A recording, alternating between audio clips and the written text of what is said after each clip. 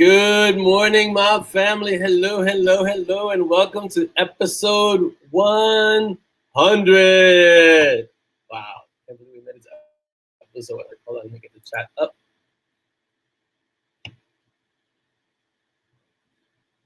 Make sure everyone is out here. Oh, screen out doing it. Okay, okay, good. Welcome to MoB TV, MoB Kaffeelatsch episode 100, the big 100. Wow, it's amazing. Let's see the comments.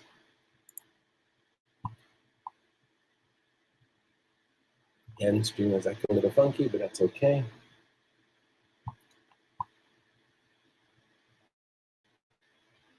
Can you guys hear me okay? Can you hear me okay? Is everybody? Renee says she cannot hear you. I'm not muted. Renee, can you hear me? It's episode 100, so anything that can go wrong will go wrong. Jill just says no. Not muted, so. Chris says he can hear. Okay, let's see. Now I can see them. It took a long time. It took it.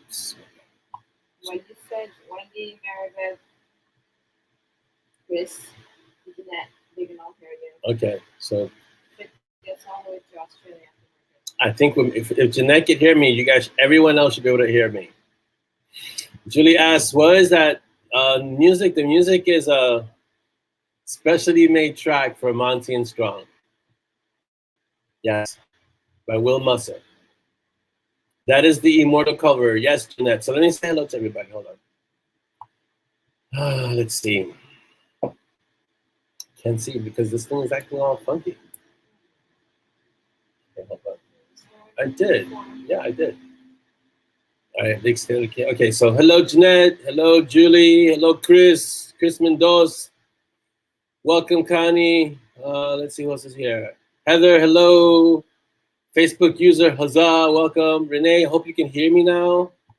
Mary Beth, good morning. Joe, good morning. Can you hear me? Can you hear me? Joe says he still can't hear me. Can Joe hear me now? Okay. 11:33.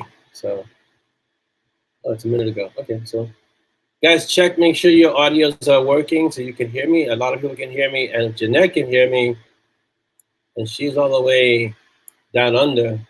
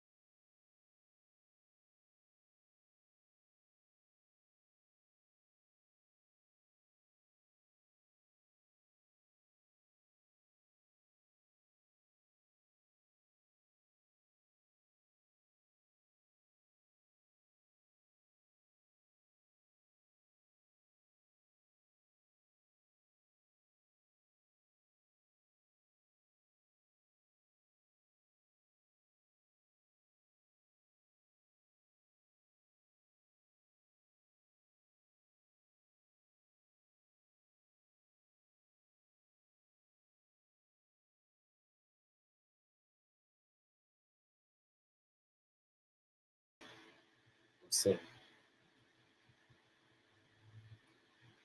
that was nice. We had some technical difficulties. Please stand by. Am I all fuzzy over there? Oh, thank you. Oh my God. Yeah. Well, it's episode 100. Yeah. It goes. Of course, it's gonna crash on episode 100. How would it be episode 100 if we didn't have technical difficulties? We're back. Yes, I tested everything. I restarted the computer. I tested the audio, the video, everything. And of course, right at the beginning, crashes because yeah, that's what happens. How's everyone doing today? I hope you guys are all good. We got a lot of stuff to happen, a lot of stuff to cover. Let's take a deep breath. Woosah. Okay. Thank you all for coming. Yeah, Dolly's here, so everything is better now. Everything has been fixed. She wasn't here when it started, and the moment she walked in, everything got settled and stable. So it's all good now. Okay. Let me give out the shout outs to everyone. I want to shout out to all of you on YouTube. Thank you guys all for being here. You guys are awesome. Welcome.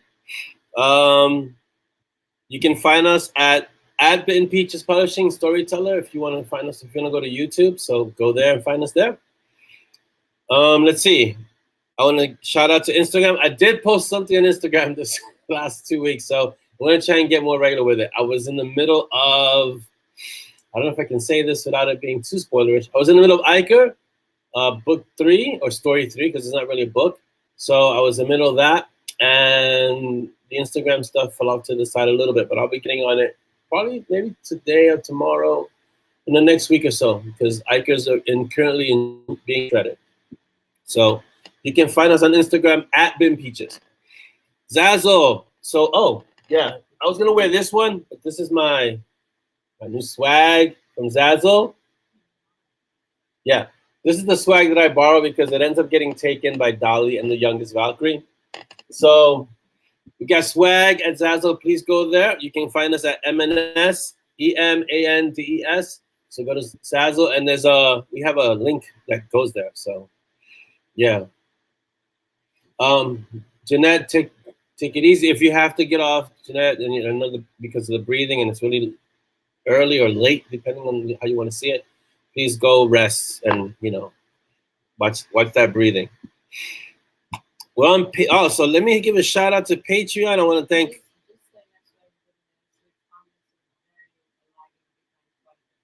Okay, so my comments are lagging. So today we're going to be doing Saturday afternoon Kung Fu Flick, where I'm going to speak and then my words will arrive 3 seconds later. So I apologize for the delay in the comments to actually hearing them.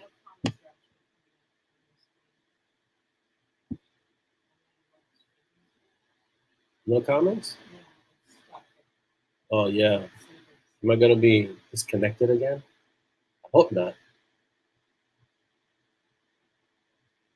You can read them to me because we're gonna be here. This is wonderful. Okay, but you can hear me. Everybody can hear me? Okay, Heather says she's on vacation, so she got to join this week. Yay, Heather on vacation. Awesome. Jeanette says Des asked her to say hello, Orlando. Tell Des I said hello. Greg is here. Welcome, is that Zimic? Craig Zimic. Welcome, El Dragon. Jeanette says shredding is so much fun. I'm glad you're enjoying the shredding. So this is like a real tag team. This is going to be a tag team episode today. It's awesome.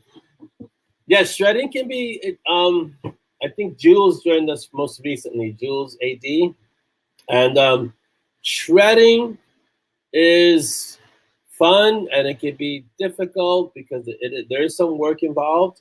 Oh look, I've got freaking lag. So, but shredding is tough, and I think the level of shredding that the art does is pretty high end shredding. So that's why when people want to join the art, I always ask them if they're up for it, if they would, because it's not just you get to read the story in a rough draft. It's also you get to edit and you get to ask questions and you get to put in notes. So, you know, there's a lot of work involved in the shredding itself. And yes, it's fun, but it can be work. So that's why I don't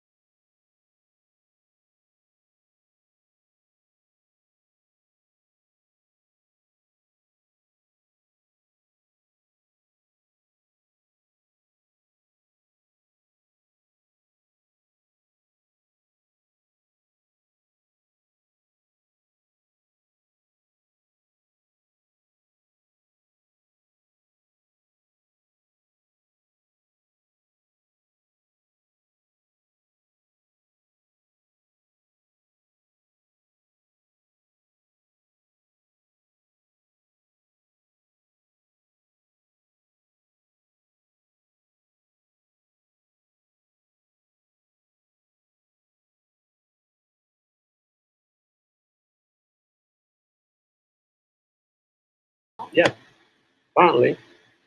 Okay, Marco and Polo, because that's what we're doing today. What are you doing? You talk to yourself? I'm on. Oh. Yes, I'm talking to myself. That's what it feels like sometimes. At least during this beautiful 100th episode. You want me to start another stream on the phone? Yeah, on the phone live. I don't Okay. remember how to do it, but just as a backup. So yes, so we're having technical difficulties on episode 100 because why wouldn't we on typical?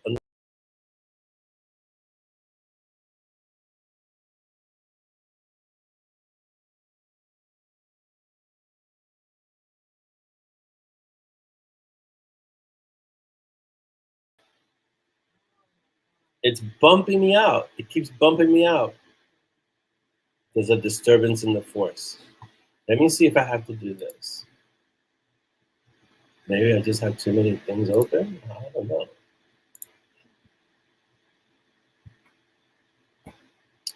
Please bear with us. We have technical challenges today.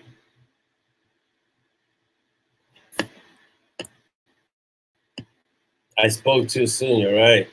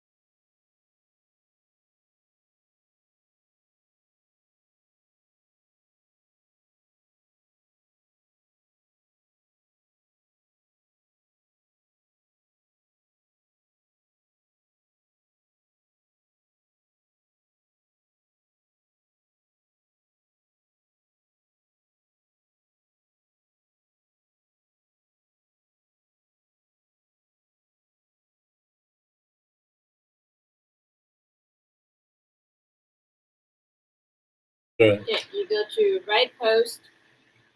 Yeah, live video. Yeah. You go live and then you. I'm live. Because, yeah. All right. I don't know what feed they're on. What feed are you guys on? I don't. Can you hear me now? I sound like this old Sprint commercial. The sound? It says we're good. Yeah. Okay. So you're either gonna see me. You're gonna see me from up there or looking straight. One of these is gonna see me. Which way do you see me, baby?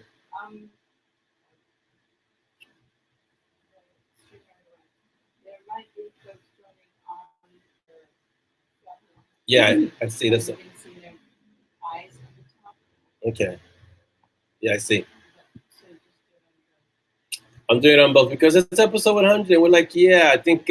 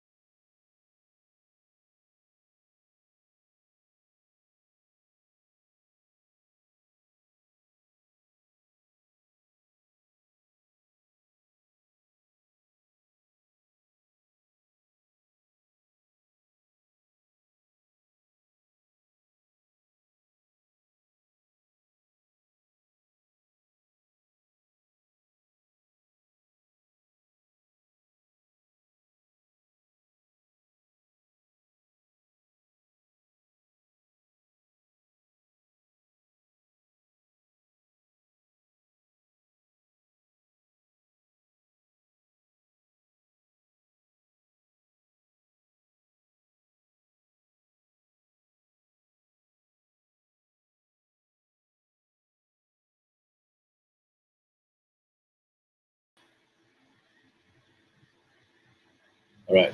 Are we back? Are we back? Wow.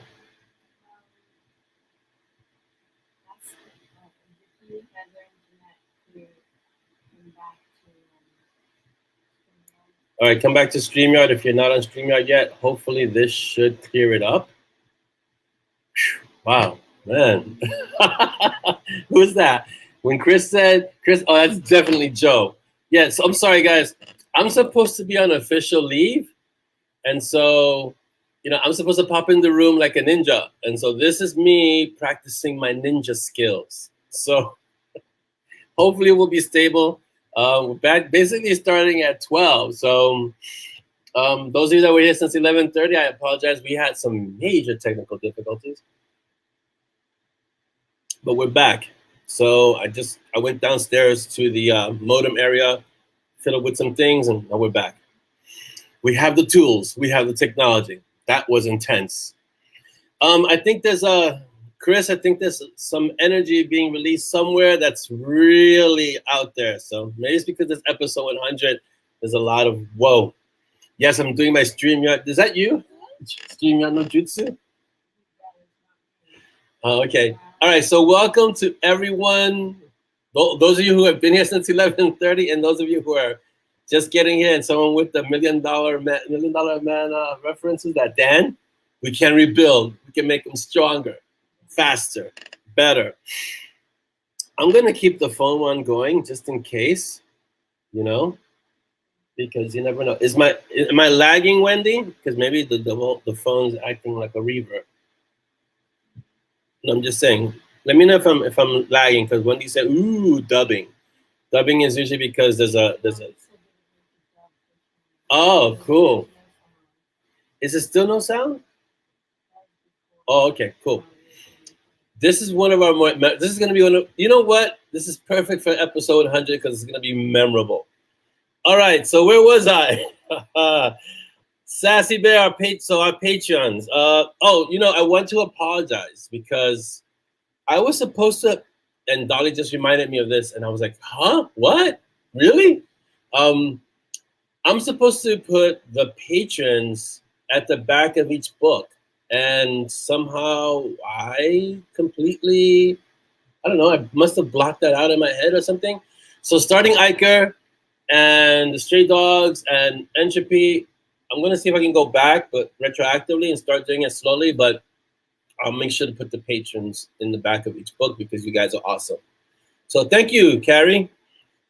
I'm going to give a blanket welcome, good morning, afternoon, evening, because after everything that's happened for the last half hour, I'm not going to be able to go back and greet all of you individually. So I'm going to give you a blanket big hug, and welcome. So I'm going to be putting the patrons in the back of each book, and I'll have to write something really awesome for you guys because, patrons, you guys go out of your way to support me and the books and the writing. So it's amazing. I think you guys should get recognized for that. I'm really big on the acknowledgments, and so I try to, wherever possible, I try to acknowledge those who go out of their way, or who do something, who help. So this is huge, and you guys are going above and beyond. Those of you that are patrons, I really, really appreciate you. Okay, the newsletter, that's Dolly's department now. I don't do that. She's wearing like 10 different hats. So is it a Quake tattoo? No, although I recognize the logo. No, this is an Enzo circle. It's not complete. Let's see, you can see it carefully. So yeah, it's an Enzo circle. There's more up here, but you guys should recognize this one, right? Anyway, so the newsletter, Dolly's going to be handling that department. She's handling a lot of departments, so she's been really busy. And we're transitioning a lot of things from regular to the website, and she's moved all of the audiobooks are on the website, right? She's moved all the audiobooks to the website. We're going to offer the audiobooks hopefully at a much better offer, a much better price than what's going on ACX. And it's basically so our readers and those listeners can get audiobooks easier and not have to worry about ACX. We'll be discussing other things with the books later on, but Thank you, Connie. But later on, but right now, she's handling newsletters, so they'll come out whenever she wants to take them out. I don't mess around with that. So she's doing newsletters. She's doing a lot of the marketing. She's doing promos. She's doing the website. She's doing, geez, at this point, she's doing everything but the writing. So yeah. Welcome, Enid. You made it right after all the technical snafus. So we had foobarred for a little while, but now we're back. Okay, so the newsletter is in the CFO's hands. So yeah. Yes, Wendy, that's the plan, to kind of move away from ACX, because Dahlia was doing some research and some digging, and it ended up that it wasn't the best thing for us to be on ACX. So we removed exclusivity and went straight to we're doing direct for the readers. We're still in ACX, right? We're just not exclusive. That's all. But we're still in ACX. BookBub. So we're on BookBub. Go follow us on BookBub. Hold on a second. We've got more people stranded on Facebook Live, and I don't want to just let. Okay, those of you that are on Facebook Live, please come to StreamYard. Chris, you're the technomancer, Chris. How do I send them a StreamYard link to this feed? Can we bring them to StreamYard? Here, you might need to just text it in there. Go to StreamYard. Oh, okay. Awesome. All right, yeah. Jaja, Gina, Vicky. I don't know who else is on StreamYard. I mean on Facebook Live. Please go to StreamYard. Thank you, Jeanette. You're welcome. Back. Vicky Brannigan is on Facebook, so send her a thing and oh,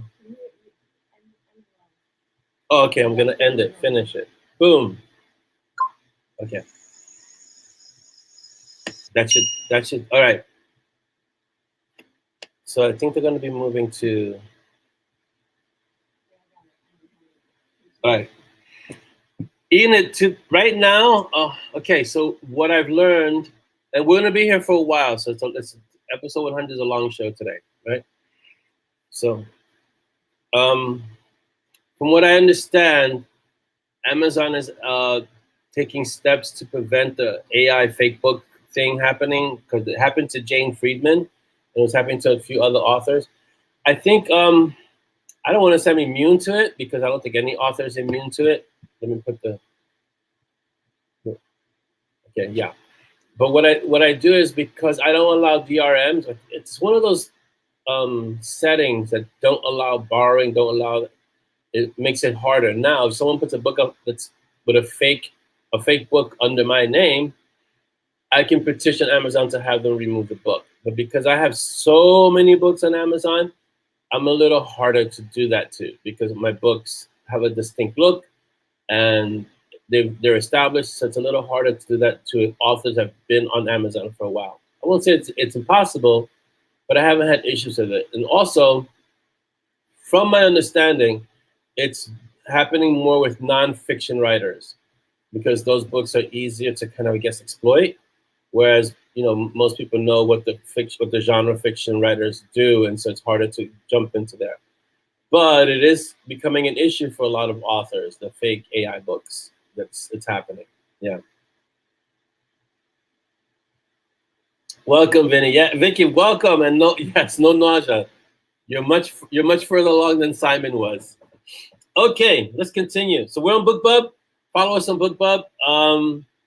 Currently, right now, Two Mirrors and Butterflies is 99 cents. We did that it's a special promotion we have going.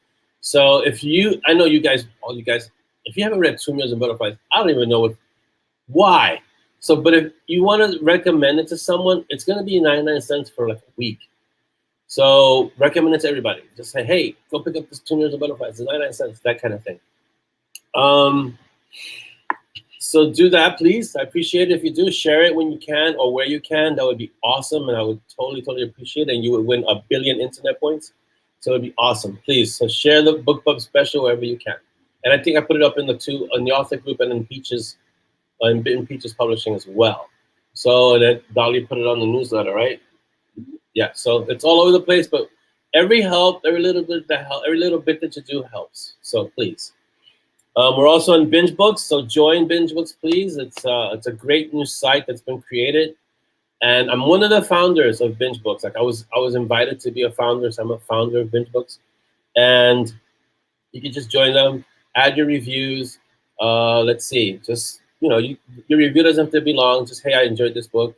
But the more people join, the more social proof there is, and the more visibility there is. So it helps. And Binge Books is really up and coming, and they're really trying to provide a useful tool. They have a mobile app as well, so they provide a useful tool for readers to find the authors that they like.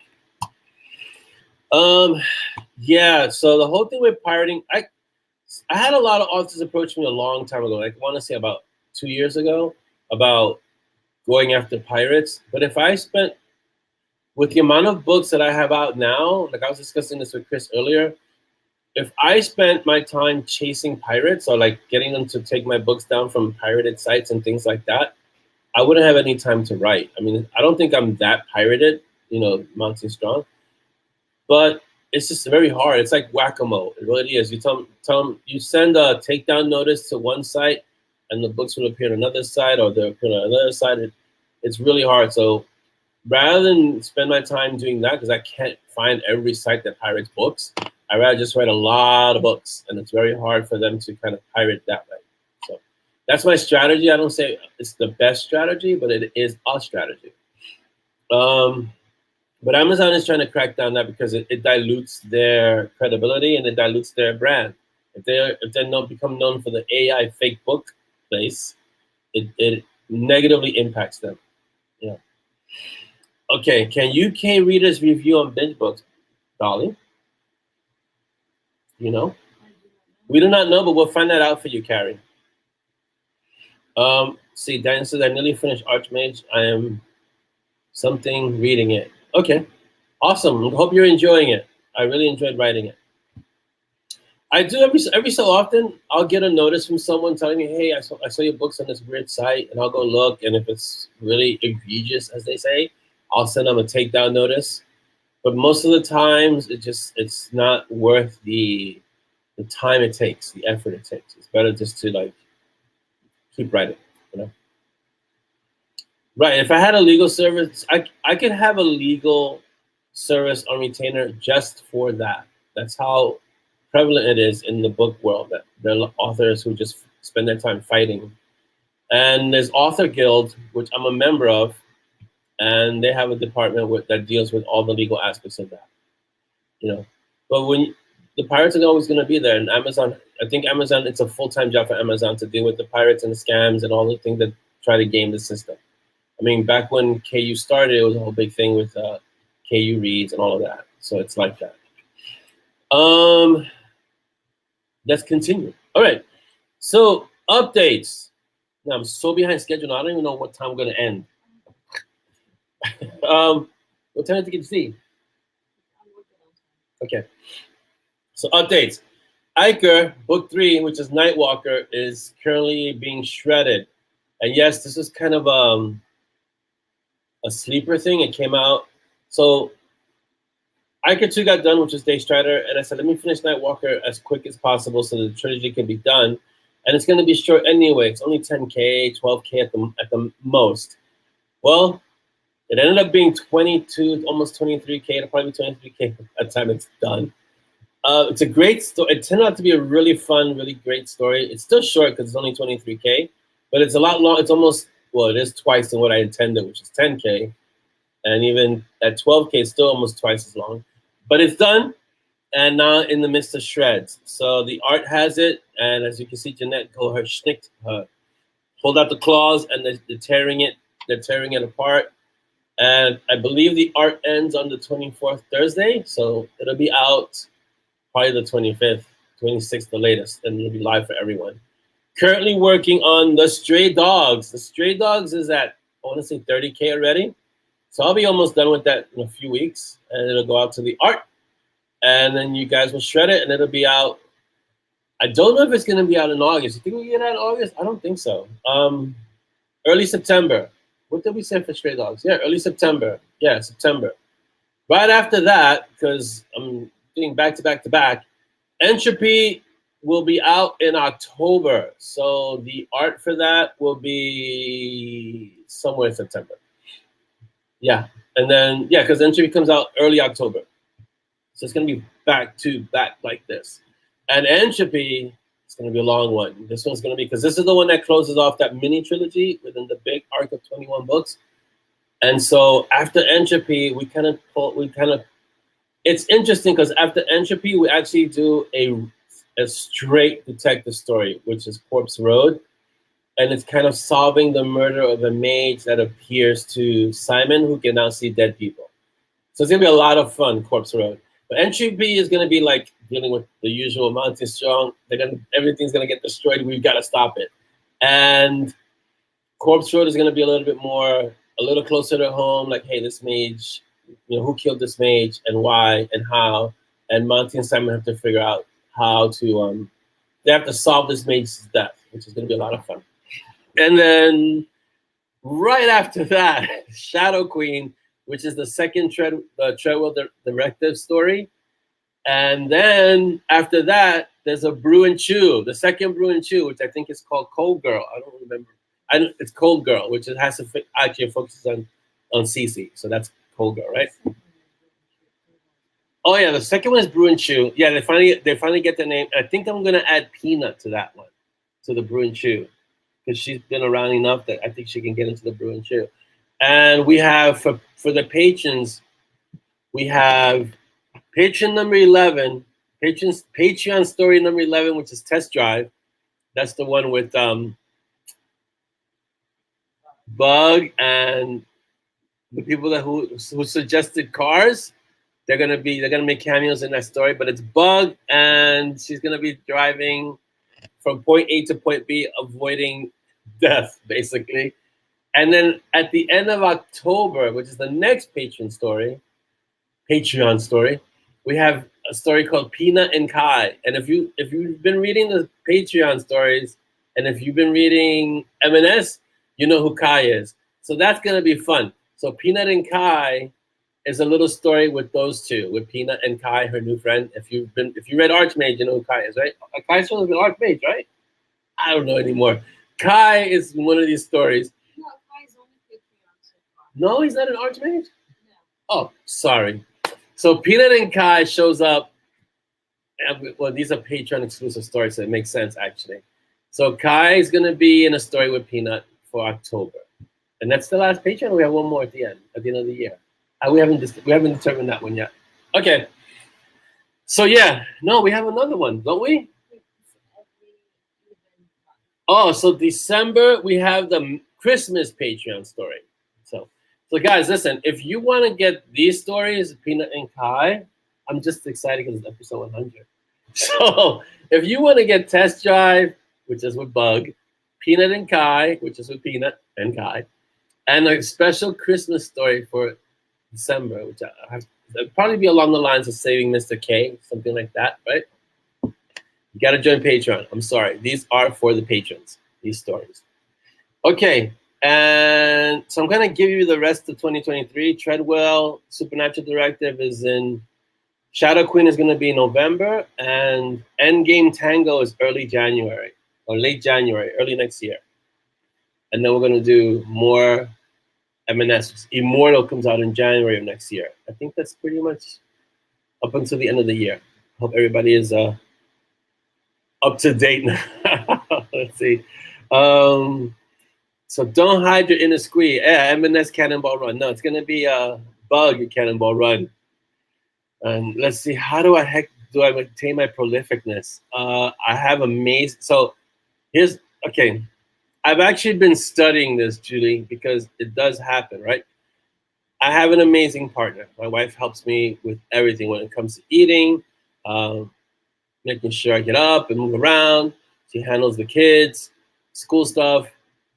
Pretty much everything that's happening around me, she creates kind of this bubble for me to be able to do what I do. So the prolificness, a large part of the prolificness comes from that.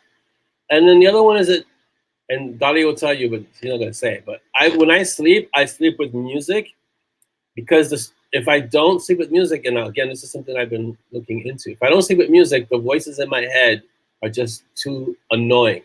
So the music kind of calms my brain and lets me sleep, right? Which drives me crazy sometimes because the music I put can be annoying. But the stories are always going. Like I could sit and I can crank out a few ideas just sitting there, and because it's a running track in my head, which is why I always say, this is my own personal belief, that all authors are crazy.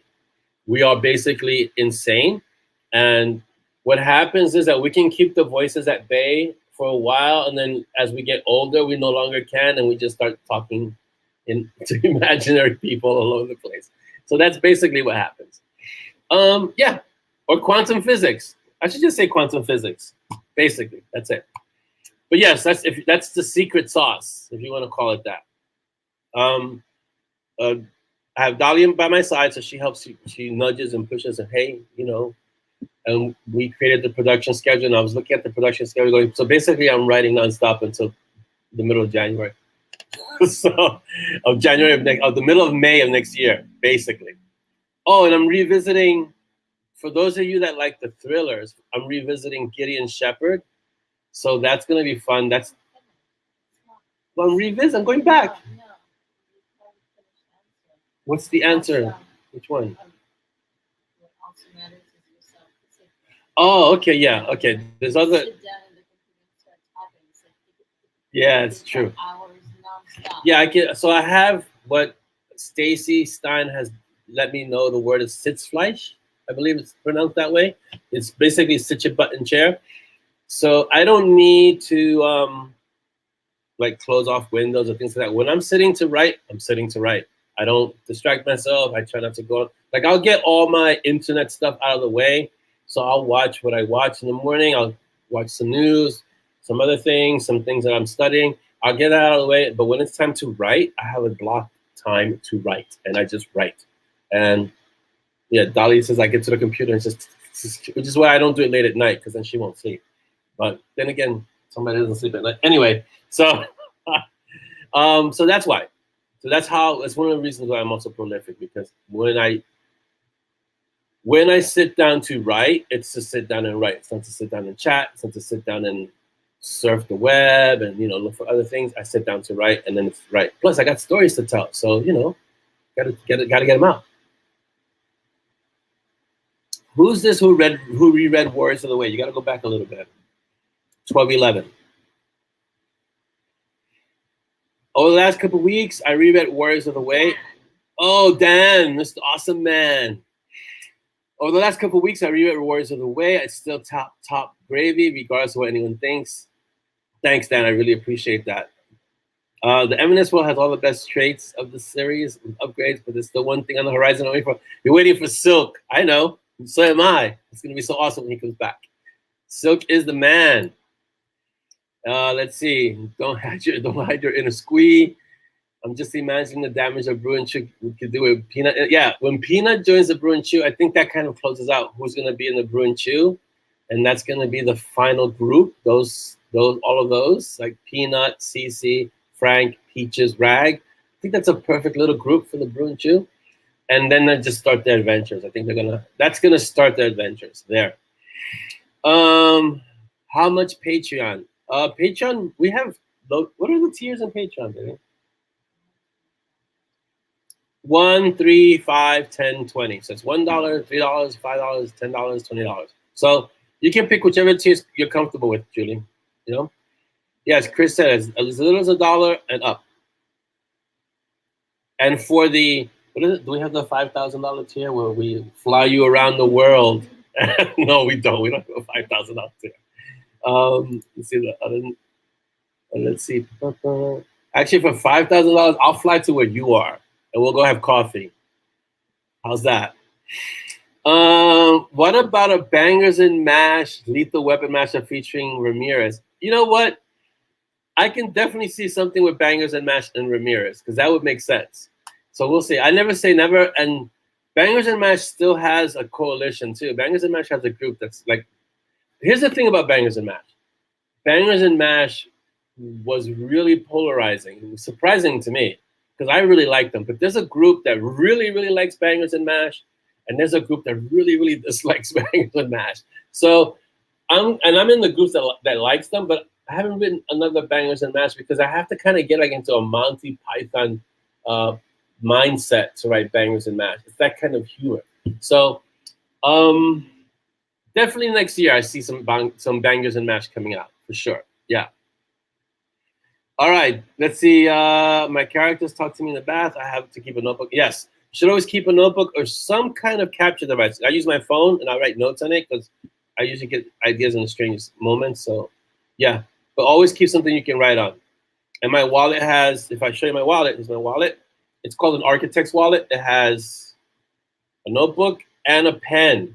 So if my phone dies, I still have something to write on. So that's my wallet. So I always carry a notebook, something to write on because, yeah, you have to. Let's see. I'm very glad you have that support. I know that I'm very fortunate to have the support that I have. It's incredibly difficult to do it. Okay, let me quantify that. It's hard to write. It is. No, anyone says it's easy. I don't know if they're really writing. But it's hard to write and to keep at it consistently and to do this for a prolonged period of time, right? Without having someone by your side who can support you.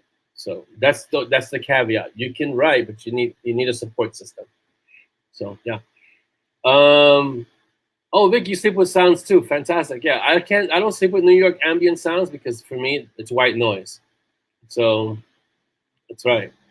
Who wants to? Did you read that? Who wants to contribute to a Dolly cloning Kickstarter? Anthony said that. Yeah, yeah. My characters talk to me in the bath. Yeah, my characters talk to me all the time. The only ones who are quiet, usually, in terms of characters talking to me, I'm going to read that in a moment, is Monty and Strong. But once I start a story, oh my God, it's nonstop. It is non-stop. Once I start a Monty and Strong story, yeah. Exploding onto the scene in Lower Manhattan, brew and shoot demolitions. Chris Nods, what about Orlando? I don't know what that means, but yeah, I need silence when I write. No, when I write, I use, I mean, I've said this before in the past, I write with trance music in the background, vocal trance, which astounds most people because most people can't write with someone singing in the background. It's my brain. That's what works for me. That's what has always worked for me. Even from the beginning, I realized I needed that. Need a brew and shoot cafe with Odin Force. Let's see. I don't know, I lost everybody. Where are we? Oh, here we go. Need a brew and shoot cafe with Odin Force.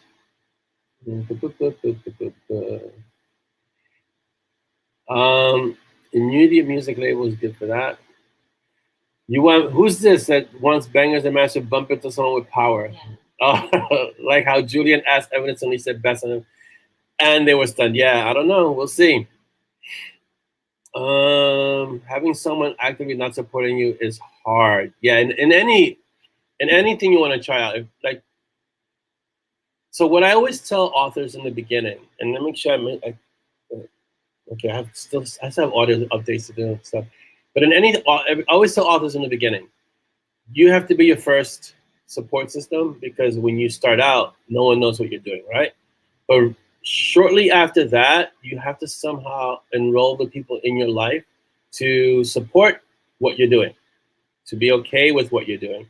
And even if they don't write, but help them to understand that this is what you've been called to do in a way. You're like, this, I need to do this because this is who I am as a creative. I got to do this. And if you're fortunate, and if you manage to get the message across in a really positive way, you'll have people support you. It's important. Let's see. It was funny. It was too funny because, oh yeah, I don't know what you guys are talking about, but okay. An online dating site for authors and people who want to be with them. Yeah, you could call like Introverts Us or something like that. Recommend the artist Dead Can Dance vocal trance. Yeah, I mean, I have a lot of vocal trances. I mean, my Spotify has over, I want to say about, so I have my Spotify is called Vocal Trance for Writing, and I think it has over 1,500 tracks. So I'll look into Dead Can Dance for sure.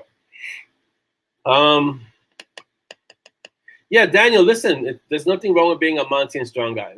When I read, let's see, who was it that I do that with? Jim Butcher. I only read Dresden, but he has the Cinder Spires, he has Codex Alera, he has a few other series, and I'm like, I can only read Dresden, and it's okay. That's not why I write so many series. I write so many series, so many different kind of stories because that's just what's in my head and needs to get out. But I've had people who say I only read your sepia stories, or I only read Night Warden, or because everyone has their own preferences and that's okay. Am I caught up? Comments, yes. Oh, good. Yeah. So the music that I listen to go to sleep is meditation music because that kind of calms my brain, and the music that I write with is vocal trance music. On occasion, though, if I have a big fight scene, like what I call the epic battle fight scene, I'll listen to epic music, which is like the sweeping music that if you look it up on YouTube, just type in epic music, you'll see it's like battle music, and I'll use that sometimes for really big fights. But most of the time it's vocal trance and it works well, or uplifting vocal trance. So yeah. Okay, let me get back to the book and audio updates. So the Stray Dogs is coming out. I'm looking. So if you see me looking off into the distance, because I'm looking at calendars. So the Stray Dog is coming out September. Yeah, it'll be done probably by the end of this month. The art will be early next month, and then it'll be out in September. Entropy will be out in October. It should be done by the end of September, and then the art. Yeah, it's got to be done by the end of September because it goes to major edits on the 25th of September. So the art is going to be probably mid-September. So I really got to jump on Entropy, actually. Test drive at the end of this month. And then for the audiobooks, audiobooks. So Revenant is end of October. The date, so Revenant is book 16. We're going to try and catch up with all the audiobooks, guys, because it's like there's a big lag between the audiobooks and the actual books. So either I need to slow down the writing, which is not going to happen, or we need to speed up the production, and we do that according to how our budgets work, right? So, and also it should be better now because we're putting the audiobooks directly on the website, so that should be better. So production will be end of September. The release will be end of October for Revenant. So I'm looking forward to that because Kevin's a fantastic narrator. The date, you could download it for free, and it's all the audiobooks. So the date is for free. So if you haven't heard the date, you should, because it's a lot of fun. Now all our audiobooks are sold direct on our website, so they're cheap. I don't know what price Dolly's selling them for, but she's like, I can't believe it, this on ACX. So she took control of all the audiobooks, put them on the website, and now she controls the pricing. And I know for a fact it's going to be a lot less than whatever ACX offers them at. So yeah. Fortunato is really good. That's a really good piece. Daniel says, yeah, he really enjoyed Jim Butcher's Dresden Files. Yes, for me, I would say, so the Dresden Files were for me a catalyst, and it was the first book I read where I said, I can write this. Not because I didn't say I can write better than this. What I said is, this is a great story. I love how Butcher combined magic and an urban setting, and even though he uses Chicago, New York is an awesome city, and all my stories are based in New York, obviously, because it's where I live and where I grew up and where I was born, right? So when I read the Dresden Files, and Dolly was there when I read them all, because I read them all in hardcover. Either I read them in hardcover or paperback, but I was reading them as he was publishing them. And I read this and I was like, I can write this. I can write something like this. That was a little bit audacious and ambitious, but I knew eventually I could. Joe wants to know if the audiobooks are still on Audible. Yes, we didn't remove them from Audible. We just removed them from the exclusivity contract of Audible. But there's still, you find all the books on Audible. Yeah, I don't know. I've never read to a soundtrack by Harry Potter, but I know that when I saw I'll be straight with you. I didn't read Harry Potter. I watched all the movies, But I couldn't sit down and read. I don't have the time to sit down and read 800-page books. Like she writes epics. So, but the Valkyries I've read, right? Rain read Harry Potter. Okay, so the Valkyrie has read some of Harry Potter, but we watched all the movies. I like the soundtrack. The soundtrack that they used for the movies was excellent. Okay. Wow. Now we've got a whole bunch of time after all that technical difficulties. Oh, let's go. What are the questions? Hit me with the questions. We got time. We're here to at least 1:30, if not later, because of the technical difficulties. So, what time do you need to leave? Oh, we got time. We're not gonna go past 2:00, guys. Just so, because I know you guys have lives, and you might have to leave, so it's okay. So, but 2:00 is the latest that we're gonna be on today. Not too late. We're supposed to end at 1:30. It's a 2-hour show. 11:30, 12:30, 1:30, and we started at 12. So 2:00 is the latest we're gonna be here. All right. So if you have questions, all right, let's talk about what questions. Where are the questions? You looking for them? We have questions, and then we're gonna get to mob memories because we have a lot of those too. Julie wants to know: did I take any classes or join any programs for my writing? Okay. There's a bunch of books that you should read if you want to really be serious about writing. This is my, again, take this with a grain of salt. This is my opinion. This is not gospel or law or rules. Try to read Story Engineer. So if you see me looking, it's because the books are right next to my desk. That's how important they are to me, and I use them as reference. Story Engineering by Larry. So this writer you should read. He writes books to help writers, right? Story Engineering by Larry Brooks, Story Physics, and Story Fix. So it's 3 books that he wrote to help authors. Steep learning curve. I had to read Story Engineering about twice to get all his concepts, but they work. Plot and Structure by James Scott Bell. Excellent. I still use a lot of what he wrote about in his book. Okay, here are the 3 titles again, Julie. Ready? Story Engineering, Story Physics, Story Fix. Then, those are all by Larry Brooks. Then, Plot and Structure by James Scott Bell. So, there you go. Read that, learn that. If you have time, Robert McKee has a great book called Story, but that's really more for screenplays. But also, it touches upon the essence of story. That's a big one, though. That's like, I want to say 600 pages, something like that. It's a really big book. But Robert McKee is a master, what you call a master of storytelling, of how it works. I also have Joseph Campbell's, the hero's journey. Joseph Campbell's is good, but that's a little deeper, and that's really more for you, maybe a little later on when you want to get to nuance. But if you're starting out, read those 3 books. And then for a little bit more, I want to say the emotional, more ethereal part of writing, because there are parts of writing that aren't just cut and dry, like getting ideas and preparing yourself. I would read Julia Cameron's The Artist's Way. That's an excellent book. And I did take a course with her in the beginning just to see if it was something different from The Artist's Way.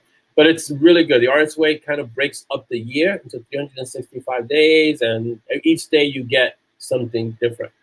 So she has a few great concepts like morning pages, just free writing every morning, 3 pages of whatever, just to kind of get the creative part of you started. And she has something called an artist date, where you take yourself out on a date every week, once a week, just taking yourself out on a date and just enjoying your company. So it's nice stuff. It works. It's good stuff. And she's very well known, Julia Cameron. I think Artist's Way is like millions and millions. She sold millions and millions of that book. So it's really worth reading it. So you got The Artist's Way and the books by Larry Brooks. Okay. We should post those books in the mob. I think so, for those who want to write. Yes. I agree, Chris. Yes. Heading out. Thank you, Connie, for being here, and appreciate you coming in and joining us today. Let's see. Vicky's asking, do I have a favorite piece of street art in New York? And has Monty blown it up yet? Jeez, I have. For me, it's hard for me to just pick any street art in New York. All of New York is amazing to me, so that's why most of my stories are set in New York. I don't have a favorite piece of street art. My favorites in New York are buildings, like the Flatiron Building or some of the older buildings, the Chrysler Building, like places where I set my stories, right? Iker has a part that's set in the Waldorf Astoria, the two towers of the Waldorf Astoria, which is really fun. I won't tell you what happens, but it's set there, you know. Thank you again, Connie, for being here. So yeah, so for me, all of New York is artistic. Even the parks, the city, the buildings, the actual art that's in the city. So the whole city for me is like a work of art. So it's hard for me to just say I like this piece of art because that's not even going into the actual museums that are in the city where you can go into these museums and just be awed. Like for me, what comes to mind right away is like the Temple of Dundur, which is this temple in the museum. It's an actual Egyptian temple that they moved to New York inside a museum. And when you get there, you're like, whoa, such things like that, you know? And that museum in itself, you can't appreciate it all in one day. It takes, I'd say, a month or so to be able to go through all the exhibits and calmly just enjoy them. Yeah. So it's a lot. It's a lot. So for me, all of New York is like art, and I use it. Yes, you did, Federica. Welcome. So yes, Larry Brooks. You just put the links up later on in the mob. It's awesome. Let's see. L3. Rarely recommend. Really find anything worth in the mob. But Sam Sykes, Seven Blades in Black. Awesome. Who's that? Who said that? Yeah. Dan, the awesome one. Yes. Sam Sykes, I've heard of. I haven't read his work. Oh, you know what I'm reading right now? Oh my! I can't believe I didn't share this with you guys. If you like sci-fi, Martha Wells, she writes the Murderbot series. It's excellent, great writing. Books are short, like about 150 pages, so they're like novellas. Great writing if you like sci-fi. If you want to read something a little bit more fantasy, paranormal, get the Parasol Protectorate. What's the author's name again? Gail what? The Parasol Protectorate is written really. Oh my god, who would I compare her to? Gail. I read the first few chapters, but the writing is very familiar to me. I want to say like it's like Terry, but Terry's in a league of his own. But she writes so smart and so well and funny, but it's really good. Yeah, Gail Carriger. She writes really well. So Parasol Protectorate, pick it up. She writes really well. I mean, I really enjoyed the writing. When I read the first chapter, I was like, oh yes, I can get into this story. But it's a fairly long series, so I have to wait. And Martha Wells, the sci-fi, is the Murderbot series, which is really well. And I was able to get into it because the stories are short. So I read fast. I think I'm already on book 5 because I read them so quick. And she's won like Hugos and Nebulas and things like that. So she's really good. Yeah, New York is a character in the M&S world, which is, I mean, New York is a character unto itself in any story, right? I don't know who the author was who said it, that you can't write New York in the story because New York kind of overtakes the entire story because New York in itself is a character. I don't know what author said it, and then when I read it, I said, yeah, I bet you can, and so I did. But yeah, let's see. You got yes, yeah. Let's see. I love the answer. Yeah, the hidden parks are the best ones, Vicky. You'll be walking down a block, and all of a sudden there's this hidden park that you can just sit in for a few minutes, and you never would have discovered it if you hadn't walked down that particular block. And there are many of those in Manhattan and all over the place. School and Custard Protocol are awesome too. I don't know what that is, but it sounds good. So there are a lot of links we should put up for sure. So yes. What was I discussing? Do you remember what I was discussing? I don't remember what I was discussing. So that's part of writing. Right. So if you're going to write, what is it that Dorothy Parker says? I think it's Dorothy Parker. It says like shoot him now, but the best thing you can do is the second best thing is you can give them the Elements of Style by White and Strunk, which I do have also. I read that because it's like this big, but oh, that book is so deep, and it's timeless, even though it was written a long time ago. And so that's the second best thing you could do, and the best thing you could do is to shoot them now while they're still happy, something like that. I believe that sounds like Dorothy Parker, but I believe that was because writing, writing is tough, man. Writing is really tough. It's I don't recommend it for everyone. If you're going to write, I'm not gonna say it's impossible and it's unobtainable. But if you're going to write, it really does have to be kind of a calling. You have to kind of be willing to entertain these ideas in your head. Your life is one big what if. You walk around the world and the running question in your head is what if? And if you don't have a what if in your head, it's going to be hard to write because you have to have that. You have to have that inquisitive mind of what if for everything. So it's tough. In that regard, it's tough, right? And you kind of have to love writing. Like the question I was asked early on, which I had to live through, is would you write if you weren't getting paid for it? If you weren't going to get paid for it, if no one's ever going to see your work, would you still write? If you can answer yes to that, then you should really take on being a writer, being an author. If you can answer yes to would I write even if no one saw my work and if I was never getting paid for it, and you can say yes, I still would write. I need to write. I have to write. Then I would say take it on. The other part is the other thing that I have, which is finish what you start. So you got to finish what you're writing. You can't just write eternally and never get to an ending, unless you're writing something like The Wheels of Time, and then it's Robert Jordan passed away before that series ended. But finish what you start, and then the other one is ship, which is so hard for some authors. And what I mean by ship is get your stories out in the world. Yes, you would write if no one saw it, but as a writer, as an author, our main goal is to share our stories. And it's so hard for authors in the beginning.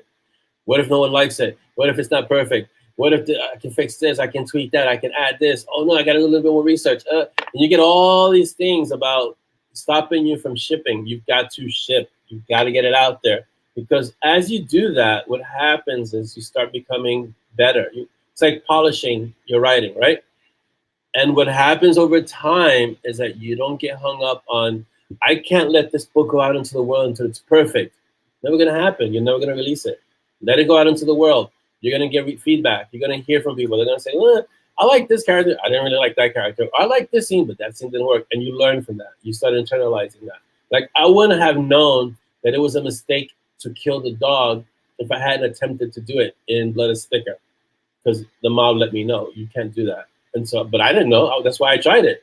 And I had been writing for a little while up until that point, but I never knew you don't kill the dog until the mob very vocally let me know you don't kill the dog. So yeah. And so you don't get so much into the weeds about writing that you don't let other people see your writing. It's okay. Let them. You're gonna have reviews that are good. You're gonna have reviews that are bad. That's life. That's but that's not you. That's not your reviews are not you. And everyone's entitled to their own opinion of your work. That's why writing is subjective. Julie says I'm constantly fighting myself. I have all these stories in my mind, but when I sit down to write, everything goes bye-bye. Write them down. When you have stories, just even if it's a little idea, or if it's a concept, or if it's the name of a character, start writing it down. Get into the habit of writing it down. I can't write, but I've read voraciously. I'm always grateful to authors putting themselves out there. Who says I can't write? But I've read. 1241, right before Heather.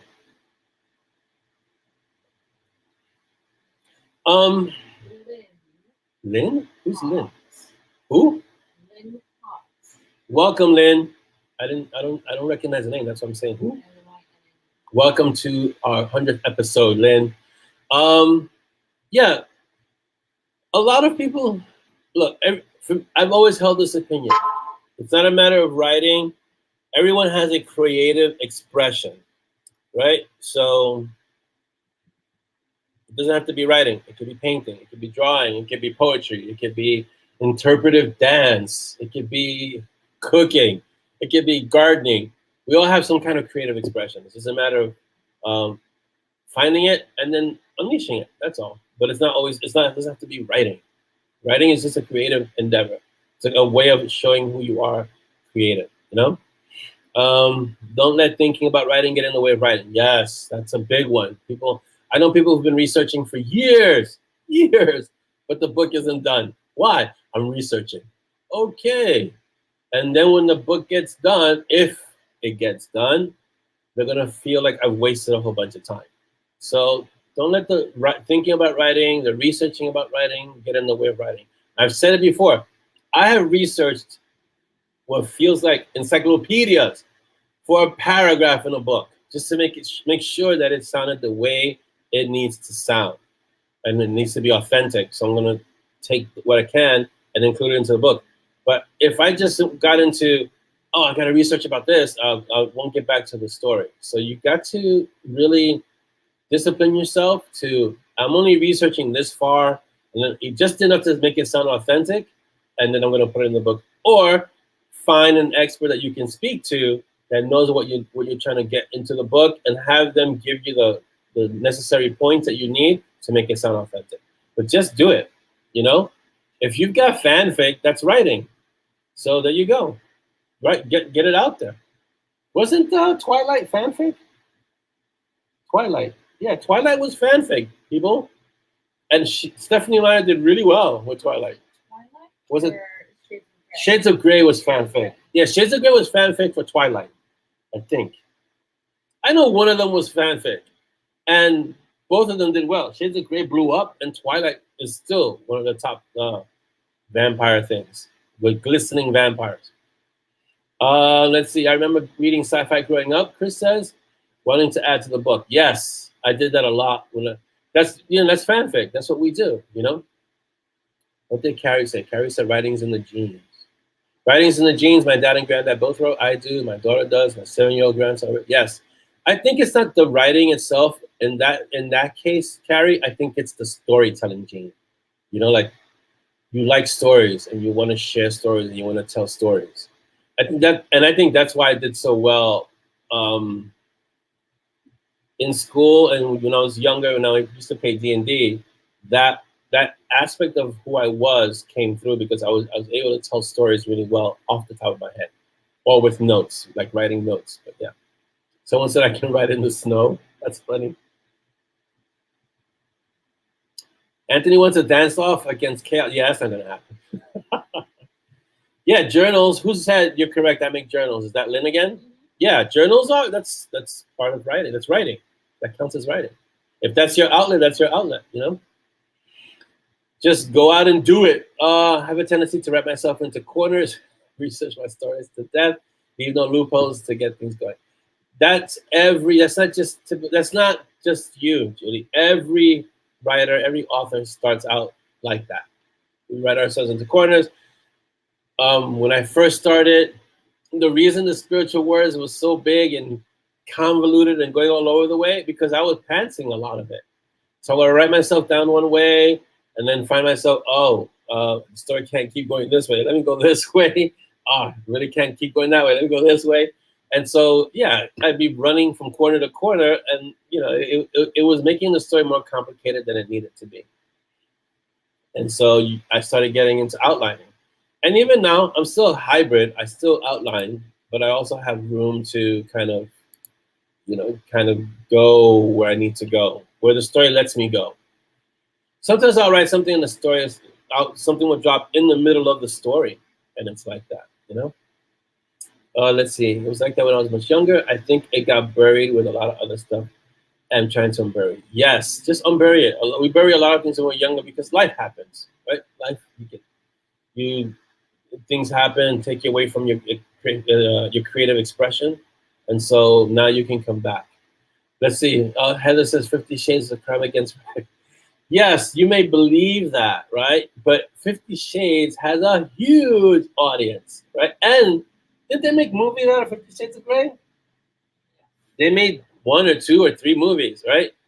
So it's all a matter of finding your tribe, your own mob. So yes, a lot of people feel that way, that 50 Shades is a crime against writing, but there's a huge following for 50 Shades, or there was. I don't know what it's like now. I never read it. And the same thing for Twilight. Twilight, I saw the first Twilight movie and I was like, what is this?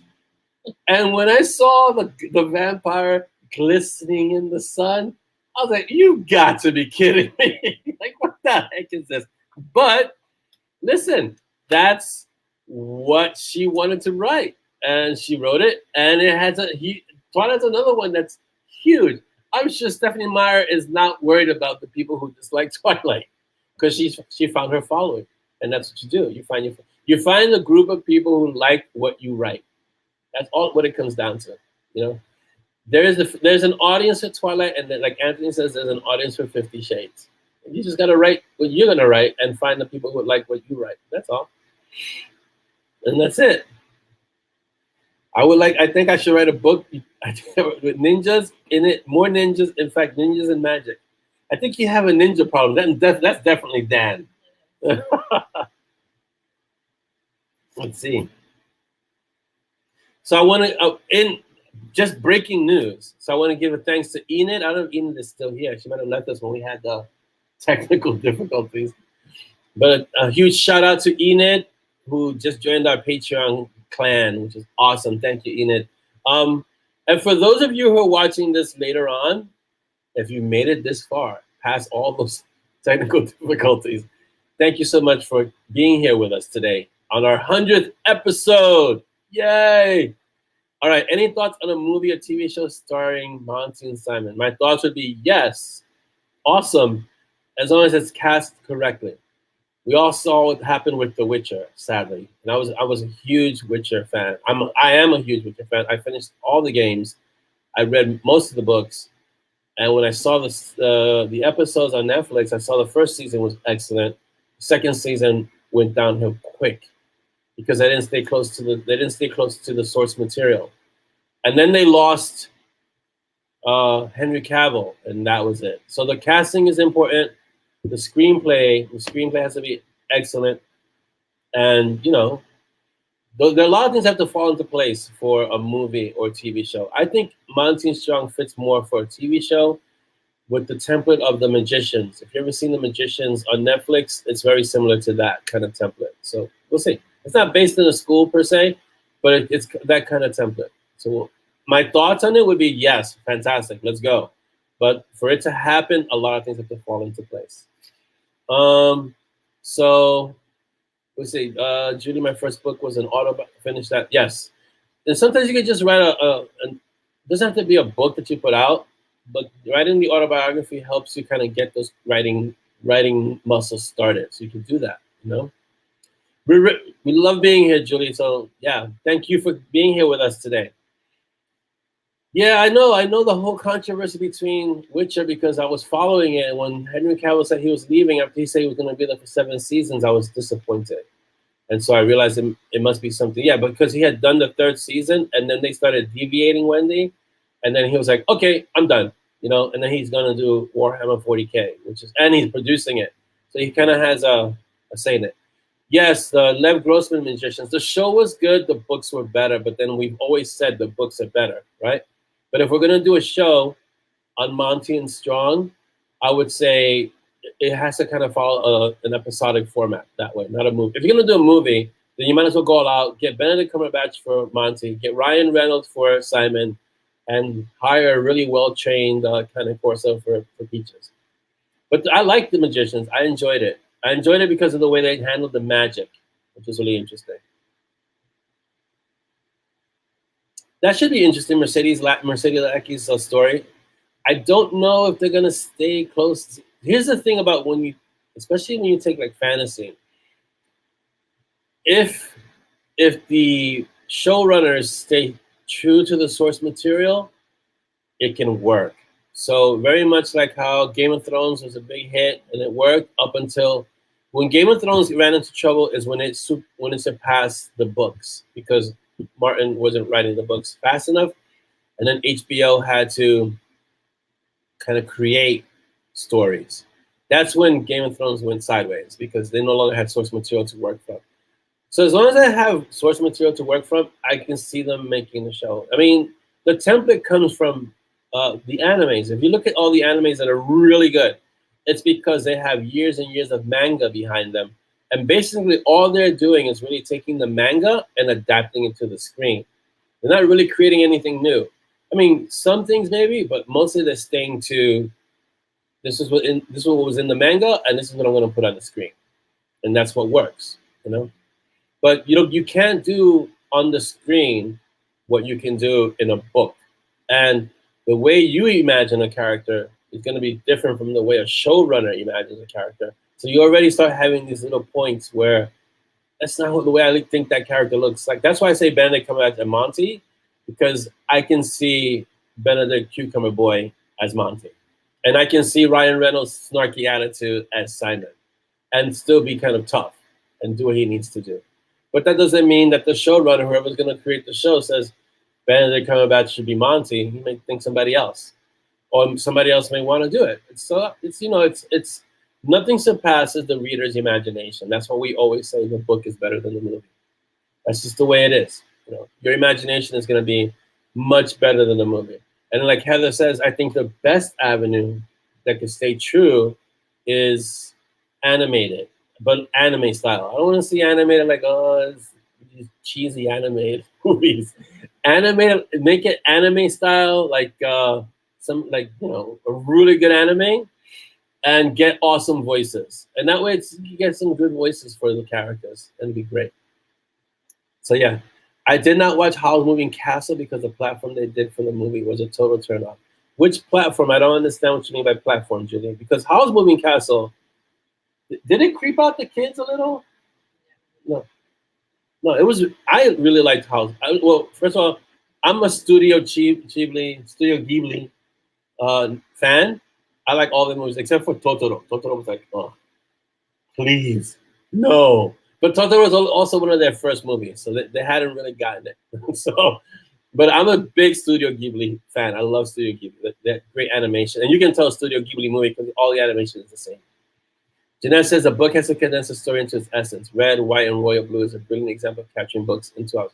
I haven't seen it, but I'll take your word for it for sure. Chris says, I just learned that my doctor read and was a fan of Wheel of Time. Yeah, Wheel of Time is a big, big series. And they got Brandon Sanderson to finish it, so they picked something really good. Lucy Liu as Chi.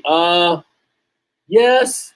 Who was I thinking that was a good Chi? Zi Ying, whatever. One from... what movie was she in recently? No, that's Michelle Yeoh.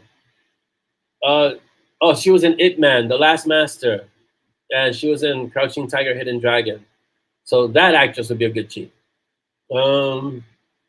Tom Hardy and Jensen Ackles. No, Tom Hardy. It'd be tough. It's a tough sell. Those two.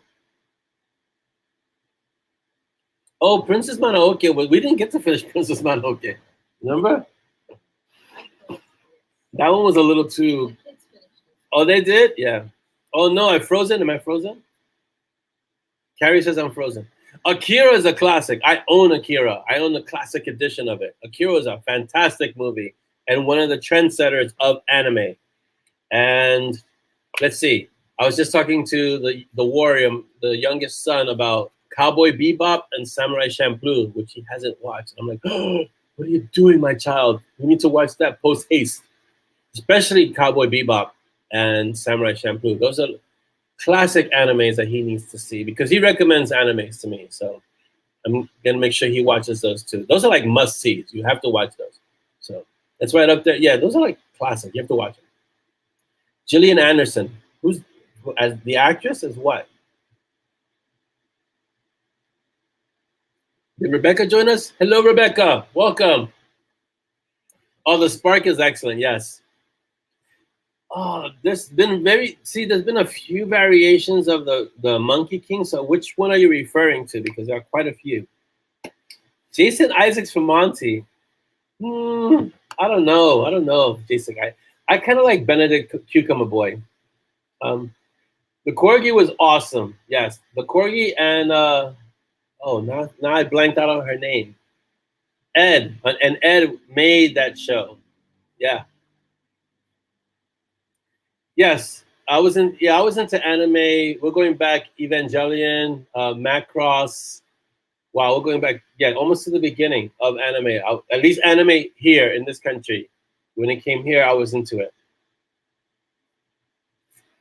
Oh, okay. Live action with Chai Henson. I don't know what you're referring to, Vicky, but okay. Sure. Danny DeVito is Simon and Rowan Atkinson. Now, see, now you're talking about bangers and mash. Anthony. John Goodman as Hades and Lewis Black as the voice of Peaches. That's definitely bangers and mash. That's the parody of Monty and Straw. Can you imagine Danny DeVito as Simon? And Rowan Atkinson, Mr. Bean as Monty. That'd be perfect. That would be the Monty Python version of Monty and Strong. That would be fantastic. Oh, man, that would be great, Anthony. Make it happen. Make it happen, Anthony. I would totally get behind that. If it's a comedy, I would totally get behind that. Oh, Sub-Zero, the stream is starting to freeze, I hear people saying. Old person who grew up on Japanese cartoons, as my dad called them. Most of my cartoons growing up, aside from the Warner Brothers classics, which, Bugs Bunny and things like that, which is where I learned all my opera and classical music from, at least initially. Most of my cartoons or animation was Japanese anime when I was younger, because it's been around for a long time. It just looks much, much better now. Yeah. So, but if we're going to discuss anime, we'd be here for hours. We'd be here all the rest of the day, because there's so many to discuss and so many to get into. And the stories behind certain animes are really profound, depending on the anime you watch. So many good ones. Like Astro Boy is really good. Princess Knight. Read or Die is one of my favorite. I can't find it. I have to find it somewhere to buy it, because I wanted to share it with with the Valkyries. Read or Die is one of my favorite animes. With the way they deal with the paper and how they transform it and make it everything. Oh, fantastic. And I can't find it. And I have Crunchyroll. I still can't find it. Star Blazers was one of my first too. I remember watching Star Blazers every afternoon. So yeah, Star Blazers was fantastic. Right up there with like Voltron. There are a few animes that are classics that stayed with me. And Wendy, that's why I love opera, because I still remember the Bugs Bunny cartoons with opera. Yeah, it's amazing. Let's see, who has Johnny Cage assorted? Oh yes, Johnny Cage was good. I have Astro Boy on my keychain. Astro Boy is like classic anime. Yeah. I recently found Witch Hunter Robin on Crunchyroll, so I'm rewatching that because I didn't get to finish it. So that's one of the older ones. You can tell by the animation that's old, but it's a really good story. The Star Blazers stuck around for a long time. It became really big here. Oh yeah, animated D&D. Man, now we're talking about Saturday morning cartoons. It was a long, long time ago. The animated D&D. Yeah, Kill the Rabbit. The other one that I liked about when he was Leopold, and he started doing the have the guy do that high note and keep it there. That was fantastic. Yes. Do we have questions? We should get to some of the questions. Oh, right, because it's MoB, it's episode 100. What's the question? Audrey, I'm guessing. Oh, wow. From Wendy, will the firehouse from Ghostbusters ever be in jeopardy? Seems like a place Simon would appreciate. No, Wendy, to answer your question, the firehouse from Ghostbusters will never be in jeopardy. I'm sorry.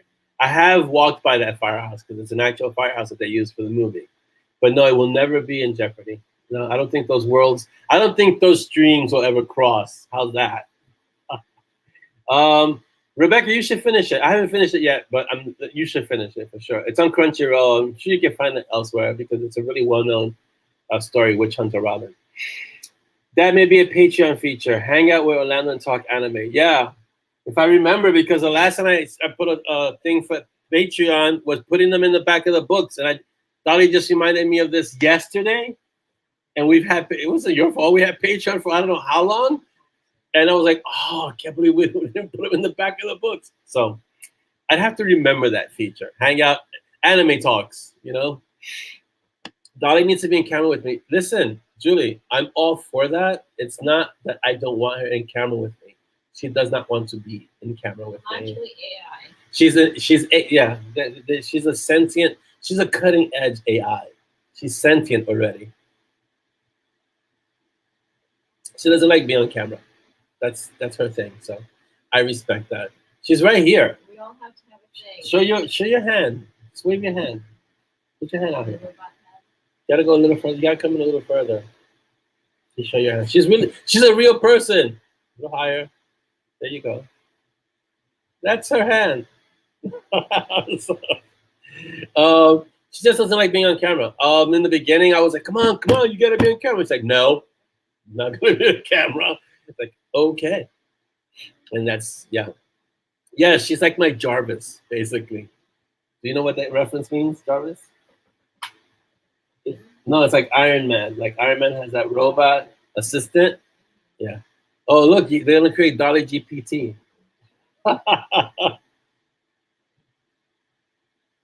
Oh, Battle of the Planets was excellent too. I really like Battle of the Planets. Yeah. So Julie waves to you because you won't appear in camera, but she is a real person. She has shown her face. There have been moments you stuck your head in the camera, right? Say hello. Yeah. Hi, Julie. Yeah. She can sit with me and face backwards, but that would just be awkward. And we wouldn't be able to keep a straight face. Trust me, it would just be us laughing for the next however long we're on camera. So it wouldn't be conducive to actually doing the show. All right, so let's since we have time, let's read what? Audrey is driving to her daughter's 400 miles to Long Island. Wow, drive safe, Audrey. If you're watching us, if you see this later, a huge shout out to Audrey. I think Audrey has an unbroken record of posting a question. No, you have an unbroken record, Audrey, of posting a question for every single mob that we've had. I think she took a break for episode 100. Yeah. She can't believe it's episode 100. I can't believe it's episode 100. So we're going to celebrate your unbroken record of posting a question for every mob episode. So drive carefully. 400 miles is a long drive. We do that when we go to Vermont. It's long. It's long. Joe Durham says, my favorite memory is the first Night Warden book. I found it on an Amazon recommendation and loved from page 1. In the back on Kindle was more recommended books, and the first one I got was book 1 from the Monty and Simon series. So that's Joe's memory of reading Night Warden and finding Monty and Simon. It's awesome. For Jeanette, for me, the most memorable moment in the mob dates back 3 years. Oh my God, 3 years? Do you know? Wait, shirt. Let me give you a quick parent. We've been doing this for 4 years now. I know. 4 years. I don't know where the time has gone. A little bit more than 4. A little bit more than 4. 2019. 19, 20, 22. 23. Almost 5 years. Wow. So we've been doing this 4.5 years. I don't know. I was telling Chris this morning, I don't know where the time went because we blinked and it's gone. We're on episode 100, 4 years in. So go ahead, read Jeanette's memory. We're reading memories, guys, so pay attention. You gotta make sure you raise your voice a little. Okay. So the question was asked, and I, Jeanette, debated with myself for how long I was going to wait to provide the answer because I thought others should have a chance. This is for the red shirt competition? Yes. Oh, okay. I knew the answer pretty much as soon as the question Jeanette knows all the answered. answers. Give me a break. But then I decided 1 minute was long enough. Wait, guys. She waited a whole minute. Ooh. The memorable bit was hearing Dolly in the background comment, of course. When told who answered so quickly. Yeah. That definitely sounds like Jeanette. Jeanette would know. You ask a question, she would know. Definitely. Any other memories? That is it. So if you have a memory of the mob or the books, it doesn't have to be in the mob. It could be in the books. You can put them here. Okay? In the meantime, let's give the shout outs to the authors that we support, all the indie authors. So Chris, let's hit those links if you have them handy, because we have time. We have a lot of time. So, let's see. Chris says, I was reading Sleepy Blue when I heard about M&S and gave it a read. Loved it. Simon shoot it hard. That seems to be like this. That seems to be the line that encapsulates or that embodies Monty and Strong. And in Spanish. And in Spanish. Oh, and German. So we're getting, okay, this, you guys are hearing it here first, all right? We're getting the books translated into different languages. And it's hilarious because you hear it. I don't even know what the shoot it harder is in Spanish. Like, I'm going to put it up somewhere. No, but it sounds different. I wanted the actual translation, shoot it harder. And in German, it sounds even better. Do you remember the shoot it harder in German? It's hilarious. Yeah, Schmetterlinger, something like that. So it's hilarious. But the line that encapsulates Monty and Strong, all their stories, is really shoot it harder. It's like, huh? So what do you think I'm doing? Shoot it harder. All right, so first, we have, let me see how StreamYard is behaving with this. Hopefully it won't be too funky with putting the things up. It's taking a while. We have the Delta Underground Operatives, right? Which is, trying to see, oh, there it is. Delta Underground Operatives, wow, it covers my face. Ben Zakheim, there's a sale. So Ben Zakheim, N.A. Grotepas, Kimbra Swain, Saranovsky, Kat Lepatovich, Healy Scott Walker, Jamie Davis, Kat Healy, S.W. Clark, Mel Todd, and Jen Mitchell. 8 books, 99 cents each, guys. That is like a huge sale. So we need to go out there and support our indie authors. Not all these authors are MoB authors, but I'm familiar with most of them. Let's see, I know Ben, Nicole, Kimbra, Sarah, Scott. I don't know S.W. Clark or Mel. I know Jen. So there's a few that I'm like familiar with. So go out there, get the books. You know what we say in the MoB, we support our indie authors. So go get it. Then we have, let's see if I can click on this one and get this one. The MoB is a fantastic place to hang out. Yes, I agree. If this would want to get off my screen, we can do this. Oh, let's see. It should be coming up now. So Kirsten wrote a book, a kid's book. I'm trying to get the link up because StreamYard is acting funky. Oh, it's not up on mine. It's slow on mine. Kirsten wrote a kid's book. Not only did she write it, she illustrated it. So this is her new book. It's a kid's book. Please go out and get it. It's awesome. So we support our indie authors. I don't know what the cost is, but there's the link. Jeez. I'm gonna hide this because it's ridiculous. The link is there, and go grab that book, please, for Kirsten, because I think this is her first kids book that she wrote. Yeah, and the paintings are really awesome. So, yeah, I'm not gonna put the links on the screen because StreamYard is acting all funky. So I'm just gonna say the names, and then we can put it. All these links will be up in the MoB later today, guys. Okay. A.D. Starling. She's writing as Ava Marie Salinger. I'm not going to put it up because it blocks my face. I doesn't want to. It just now dropped from my screen of the Delta Underground Operas because StreamYard feels ancient today. Somebody's got to feed those hamsters, get that modem working. A.D. Starling, writing as Ava Marie Salinger, has Crimson Skies, Fallen Messages, book 6. It's the final book in an MM urban fantasy. If you don't know what MM is, male, right? Urban fantasy series. And it has rave reviews so far. So go grab A.D. Starling's book. She's writing as Ava Marie Salinger. That's her pen name. Ava Marie Salinger. The links will be up in the MoB after the show. M.M. Crumley. So she's the one from the Doc Holliday series, if I'm not mistaken. And she is writing a series of short stories called The Immortal Doc Holliday, Regnum. It's a love letter to fans, and it's free when people sign up for her newsletter. So go to www.mmcrumley.com. You sign up. You give her, I guess you just give her your email or whatever it takes, and you'll get a free ebook of short stories called The Immortal Doc Holliday Regnum. So go there and get a whole bunch of short stories of Doc Holliday. It's a great character. Okay, let's continue. We have Rick Gualtieri, Build a Vampire is 99 cents on his website. So go to rickgualtieri.com, pick it up from there. John Logsdon, Grave Crusade, Gravedigger Book 6 is coming out soon in September, maybe. But I'm sure it'll be coming out soon. John's been really busy with the author helper suite stuff. Excuse me. So, and he's running a course at the moment. So there's a lot. He has his hands in a lot of pies, and I'm sure he could do something with that comment. So go pick up great. Just go to John Logs, go to Amazon, or go to. He has a reader. You'll see the link later on. Just pick up his book. It's I think it's going to be a 7-book series. Gravedigger Book 6, Grave Crusade, is coming out in September. Let's see who else? Who else we got? We got anyone else? I'm sure we have more. Let's see. Ah, here we go.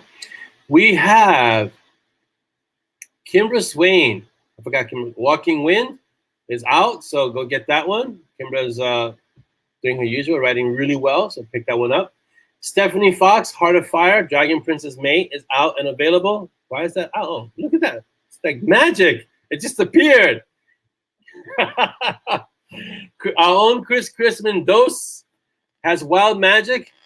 Go to this link, pick it up. Awesome. Let's see who else we have. Noah K. Sturdivant. You guys know him as just Noah. Bangkok Warlock, the first in the PPD world of South Asia. So pick that book out. The link will be in the, it's a long link, so it'll be in the MoB.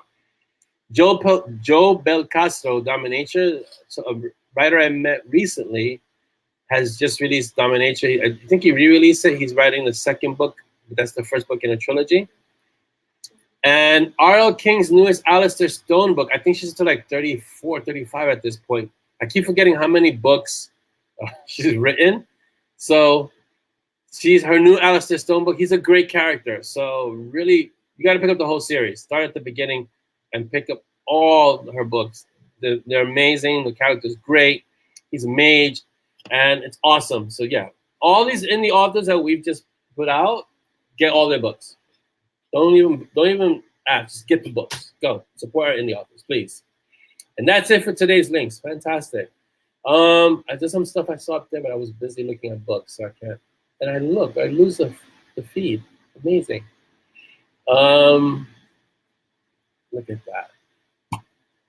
Isn't that wonderful? I lose the feed. Oh, why is it doing that? Okay. Are we going to have another Red Shirt competition? Yes, we should, for Entropy. Definitely for Entropy. Jeanette. Got to figure out, we got to get the question for the Red Shirt competition. And am I caught up to date, or am I be lagging again? Up to date. Okay, good. But it won't let me go back. Don't know why. So yes, Chris's Old Magic is coming soon, right? Because you're near the end. Thank you, Julie. Thank you so much for being here. And write your stuff, okay? Poison Vines. What is Poison Vines, Logan?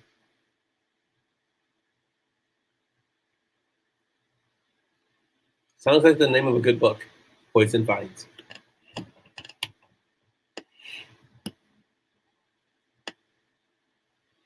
Why does it do this? It just give me a hassle in StreamYard today. Who's saying that? Is that Dan? Who's leaving? Dan, the man. Awesome. So I understand you got to go, but thanks so much for being here. To steal, corrupt the familiar phrase. We already know. Yes. Thank you so much. And yeah, definitely 100 more would be fantastic. So like Jeanette, I try to support indie authors as much as I can. And Poison Vine is a lost. Fantastic. Thank you, Logan. So the last Alistair Stone title by R.L. King is Poison Vines. Go get it. Don't even hesitate. Just go get it. Like Jeanette, I support my indie authors. Thankfully, I don't have to buy the books in physical copies. I can get them digitally. But yeah, I get it. I get them. My TBR is insane, but I get them. Even if I don't read them, I get them. Is it all right to mention the series I've just found? Please do. What's the series you just found? What is it? And who is that?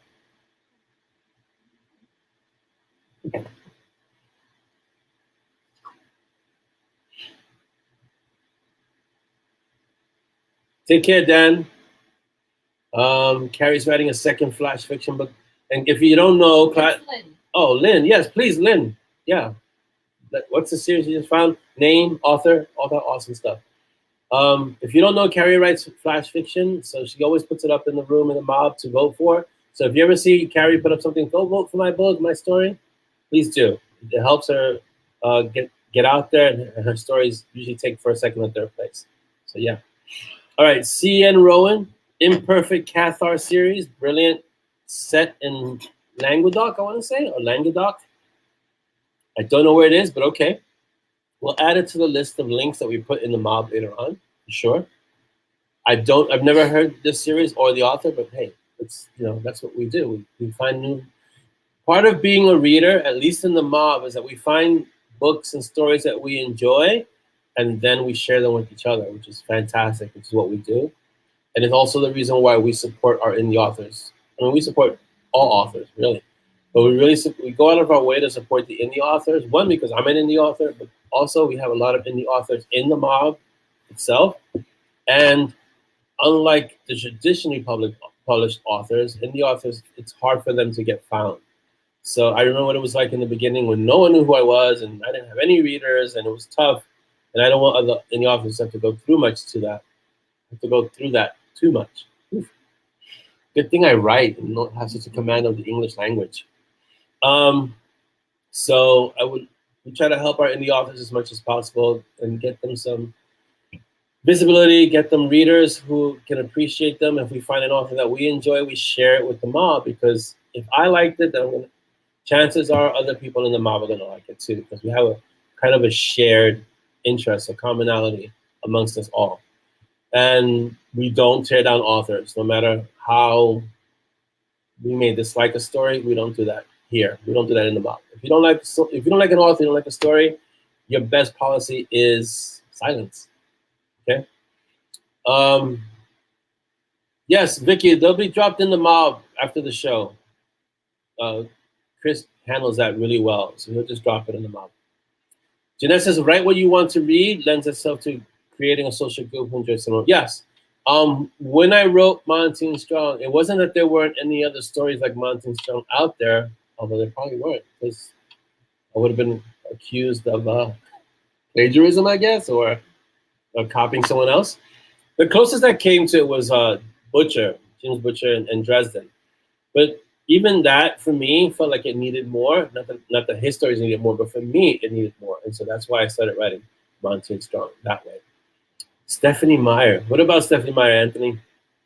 Are you a huge Stephanie Meyer fan? Yes, I bet you are. Yes. Anthony has a shirt like Twilight all the way. It's one of the things I love about the Kindle. I found so many brilliant authors. Yes, because when you get to the end of a book, they point you to other books that are similar to the one you just read. Anthony's like, hell no. Come on, Anthony. Unleash that inner squee. You can do this. Come on. No shame. There's no shame in being a Twilight fan. He's gosh, no. So yeah, the Kindle's great for that, because I've found so many authors that way when I've read a book and then I go and it says you probably like this, and so I found a few authors like that. I've also found a few authors that I didn't continue to read. So it's kind of hit and miss, but usually when you get to the end of a really good book and then all of a sudden you get to the end of it and Kindle says you should try this too. So yeah. Jeanette, I have to agree with you. Stephanie Meyer is not complaining all the way to the bank with Twilight. Aside from the books were selling like, as they say, like hotcakes, right? They were selling so well. Then they went and made movies out of the books, and the movies did really well. So as much as people may dislike Twilight or, call it whatever they call it, I don't think Stephanie Meyer is losing any sleep over what her critics say of her work, Graveyard Shift. What is Graveyard Shift, Vicky? Is that a podcast, or it sounds familiar? Is this something you know about, Chris, the Graveyard Shift? It sounds familiar. However you found us, Vicky, I'm very glad that you did. And like every other reader that reads Monsoon Strong, I'm very glad you guys are here and you found us. And yeah, Graveyard Shift, the book, is that Which book is that? Was that an anthology, Vicky? Jeanette found us through a recommendation on Audible, actually. Wow, that's surprising. It's amazing. We should do a whole episode of how you found Mountain Strong. That would be, because the stories are so varied. Some people came to Mountain Strong, and not that that's the only series. Obviously, there's other series. But some people came to Mountain Strong through Sepia. Some people came to Mountain Strong through Spiritual Warriors. I think that's pretty much the 2 entry points. Not that many entry points. It's the glue, as Donnie says, it's the glue that keeps us together. And I have so many analogies around this show. It's the tree, right? And everything else is branches. What else do I call it? The engine that runs everything. What else do I call Mountain Strong? Mountain Strong is like the main series. Yes, it is. If I could only write one series, it would be Mountain Strong. If I was forced to only write one series, it would be Mountain Strong, for sure. But thankfully, not forced to only write one series. And Mountain Strong is the series that kind of, shall we call it, the incubator of all the series, because so many series came out of Mountain Strong. Maribeth, thank you so much for hanging out with us today in our special 100th episode of MoB Kaffeelatsch. Thank you for being here. Have a great rest of your day and a great weekend, Maribeth. Awesome. Jeanette was looking for an urban fantasy to listen on a bus trip to Adelaide. 10 hours on a bus. Oh my God. And I knew Kevin as a narrator. Yeah, Kevin's a fantastic narrator. Like, he's amazing. When I first heard the sample he gave us, no, you know when I knew Kevin was a great narrator? When we did Rule of Council and Dolly told him, you need to do a female voice. And I'm like, you're asking him to do a female voice? You asking him to do chi? Really? So not only a female voice, a female Asian voice. Really? Really? It's like, well, yeah, that's the only way it's gonna, that's selling the story. He's a really good narrator and he'll be able to do it. Like, but you understand what he asked him to do. And he pulled it off. I was like, whoa. Because then she said, okay, this works. This works. I was like, poor Kevin. Because Rule of Council is not short. Rule of Council, all 3 books, it's long. It's like, it's a massive book if you put all 3 books together. Yeah. It's torture. The poor guy. If you're a narrator, we're going to see if you're a real narrator. Anthony was walking next to the Mississippi River in Vicksburg and passing by a boater. A passing by boater pointed me with an M&S book. Okay, no, but that would have been great. That would have been fantastic. Facebook user, who's that Facebook user? I think that's an advertisement for M&S. It might be mentioned in the Den of Freaks, possible. Linda. Oh, hi, Linda. They were mentioned in the Las Vegas PPD, so of course you have to check them out. Yes. Oh yeah, we had that. My God, the cameo run-in in the Las Vegas PPD. Yeah. Oh yeah. That was a whole.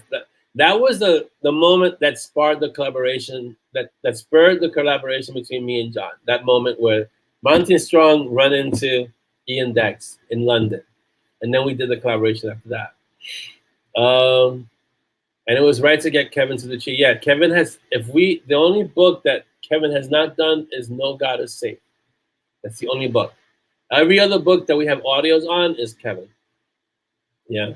So I think I read No God is Safe or Twin Rats first, then went back into the catalog, read Warriors, and thought he turned Mountain Evil. Intro to Silk, yeah. Graveyard Shift, Lena Harvey, Reapers Inc. Oh, okay, sure. I don't recognize the book. The name sounds familiar. I just don't know why. But yeah, I'll definitely look into it, Graveyard Shift. For sure. So yeah, so Mountain Strong has been, let's see, some of my memorable moments writing Mountain Strong. Jesus, so many. It's hard now for me to kind of discern.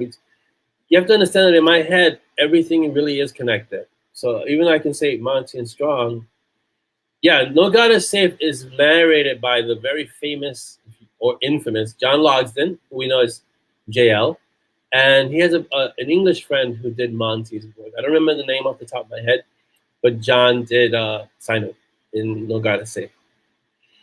Anthony, thank you so much for being here. It's always great to have you here. Have a fantastic day and a great weekend. Thanks for dropping in and being here with us. If you have questions, this is the time to ask it. We have 30 minutes left, tops. So, because 2 o'clock, we're closing episode 100. I can't believe it's episode 100. It's amazing. Wow. Trying to think of my most memorable moments in any of the series. So, let's see. Monty Show has so many. We'd spend all day here. I want to say when Bug made her first appearance, that was really memorable because I didn't think Bug was going to be that much of a character. Is my Spotify playlist set to share? That's a good question.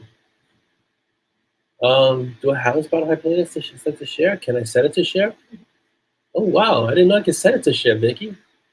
I'm going to do that now, though. At least my vocal transfer writing playlist, yeah. It's really good. It's really good. Trust me when I tell you that playlist has created many, many books. Joe, thank you so much for being here. It's awesome. Get these reports done. Have a great rest of your Friday and a great weekend. Thank you for being. I'm sorry you have to go too, but you made it, and that's what's awesome. And guys, if you have questions, this is the time to ask it. So, some memorable parts. I remember like when Bug first appeared. That was awesome, and it kind of spurred the whole writing the second book from Bug's point of view because she was such a presence in the story. So that was one. The few times I tried to kill Peaches, all of those are memorable because I got threats. I got email threats. I got PM threats. I got threats all over the place.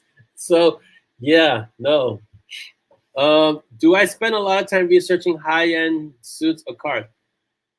I did, and so that's all still in my head. Yes, but I did, Logan. At least in the beginning, like the Armani suits, the Zegna suits, some of the other really, really expensive bespoke suits. I had to spend time researching, especially when Piero would give it to Monty or Simon.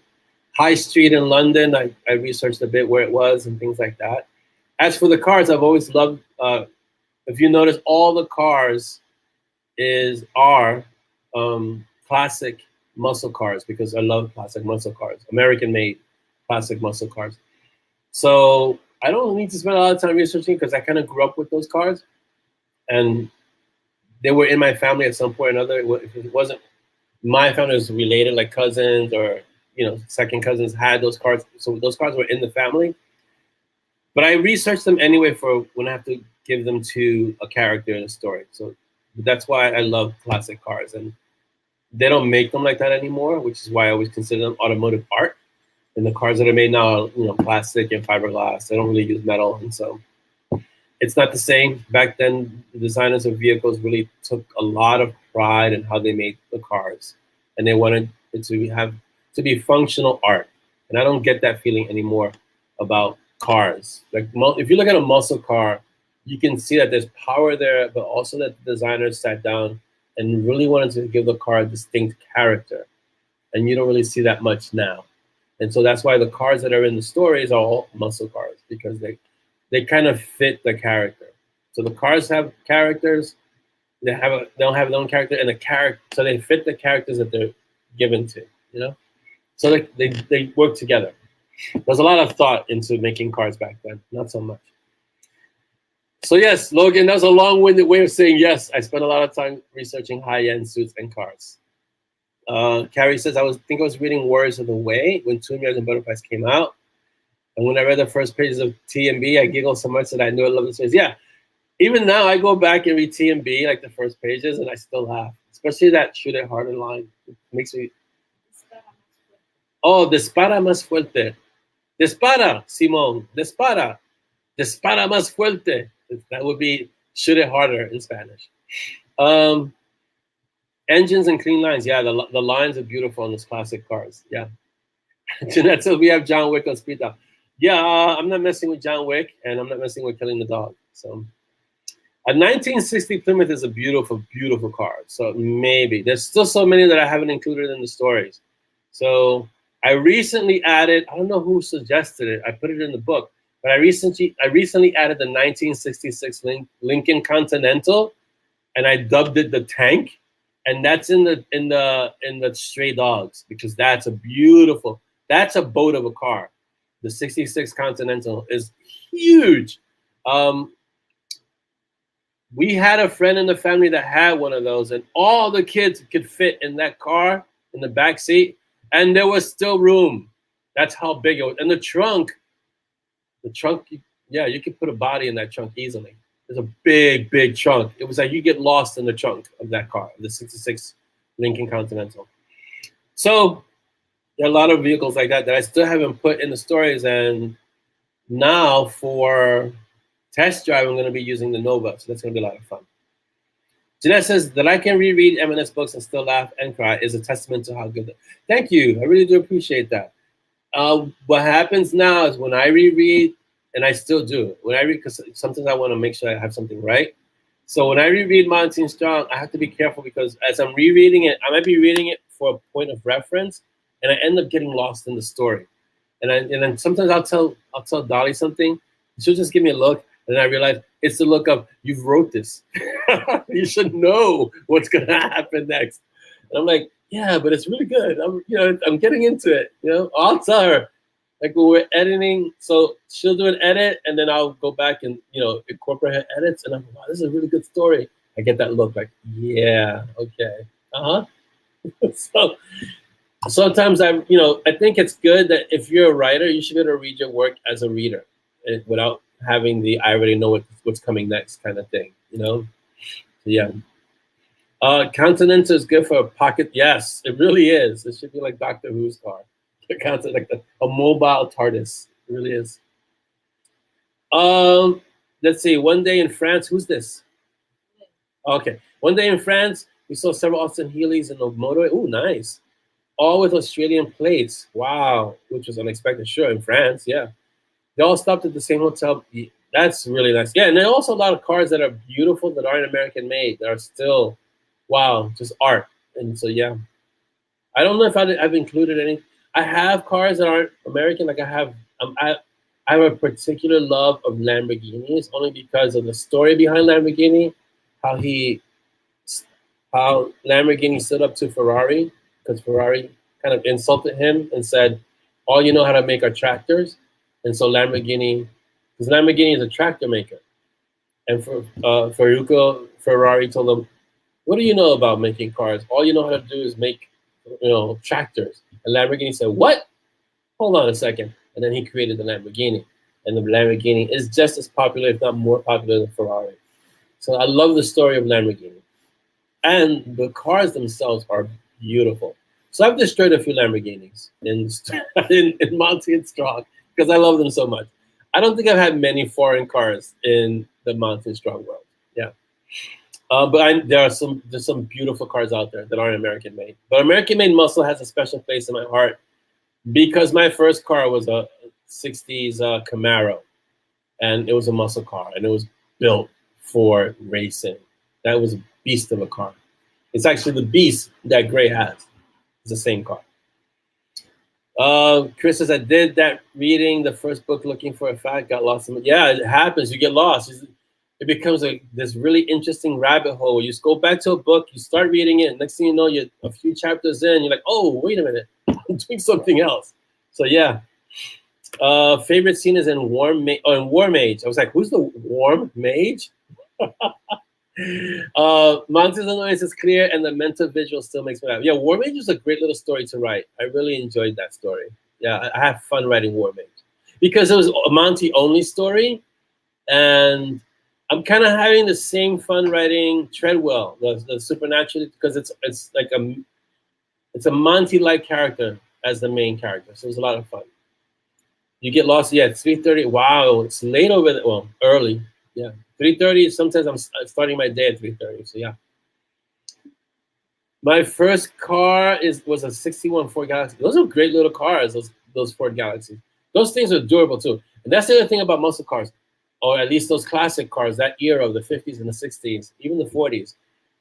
Those cars last forever if you take care of them. If you take care of them right, they will last you forever. That's why they're called classics, right? So yeah. Are there any other questions? Because we can wrap up soon. You guys have anything else you want to say for episode 100? Because if not, then we can wrap it up, close it up, put a bow on it. Episode 100 will be done. And then we'll do this again when we have episode 200 in another four years. 5 years. Yeah, War Mage it makes it gives you a different perspective on Monty, for sure. All right, we're gonna wrap it up, guys, because you guys listen, we could literally stay here all day. I know we could, but gotta get the day going. We got things to do, and I'm in the middle of the stray dogs, and I want to get that story out too. And I really appreciate all of you being here, hanging out. We've been here so far 2 hours, according to StreamYard, 2 hours and 18 minutes. Wow, it's a long show. Jeanette, go rest your lungs, get some sleep as much as you can. I want to thank you all for a fantastic show and a fantastic episode 100, because you guys are amazing. And we're going to, go get some sleep, Jeanette, for real. Get some sleep. 3:30 in the morning, go crash. And we're just going to continue our day over here. Have a great weekend, all of you. I want you guys to do the three, I'm calling it the 3 Bs. It's be kind, be unstoppable, and be uncommon. So those are the 3 Bs for the mob. All right, guys? And have a great weekend. Thank you for a fantastic, we couldn't have a fantastic episode 100 without all of you. So thank you. Take care. Let's see if StreamYard was to close the program down. We'll be here. End the broadcast. Bye, guys.